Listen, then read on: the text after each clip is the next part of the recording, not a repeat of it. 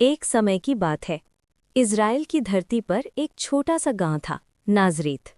वहीं एक साधारण बढ़ई रहते थे, यूसुफ, और उनकी पत्नी थी मरियम। मरियम बहुत पवित्र और सच्चे दिल की स्त्री थीं। एक रात ईश्वर के दूत जिब्राइल उनके सामने प्रकट हुए और बोले, डरो मत मरियम, तुम ईश्वर की चुनी हुई हो। तुम्हारे गर्भ से एक बालक जन्म लेगा जो संसार को प्रेम, क्षमा और सत्य का मार्ग दिखाएगा। उसका नाम होगा यीशु।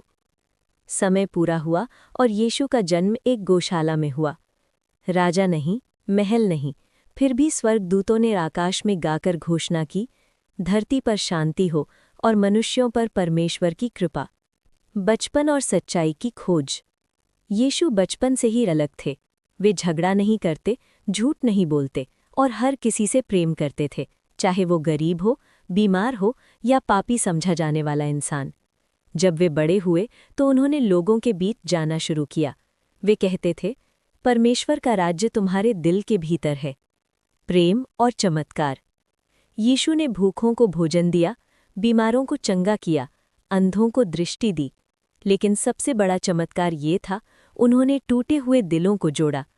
एक बार लोग एक स्त्री को पत्थर मारने लाए, क्योंकि समाज ने उसे पापी कहा था। यीशु ने शांत स्वर में कहा, जो बिना पाप का हो वही पहला पत्थर मारे। सबके हाथ नीचे गिर गए और यीशु ने उस स्त्री से कहा, मैं भी तुम्हें दोषी नहीं ठहराता, अब नया जीवन शुरू करो। सच्चाई की कीमत। यीशु की सच्चाई और प्रेम कुछ शक्तिशाली लोगों को पसंद नहीं आया। उन्हें लगा, अगर लोग प्रेम और क्षमा सीख गए तो डर और सत्ता कैसे चलेगी। एक शिष्य ने धोखा दिया और यीशु को पकड़ लिया गया। उन पर झूठे आरोप लगाए गए, उन्हें अपमानित किया गया और अंत में क्रूस पर चढ़ा दिया गया। अंतिम शब्द। क्रूस पर भी यीशु ने बदला नहीं मांगा। उन्होंने प्रार्थना की, हे पिता, इन्हें क्षमा करना, क्योंकि ये नहीं जानते कि ये क्या कर रहे हैं। उनकी आंखें बंद हुईं। लोग समझे सब खत्म हो गया। पुनरुत्थान, रेज़रेक्शन। लेकिन तीसरे दिन कब्र खाली थी। यीशु जीवित हो चुके थे। ये संदेश साफ था, प्रेम मरता नहीं, सच्चाई को दबाया नहीं जा सकता और क्षमा सबसे बड़ी शक्ति है। आज का संदेश।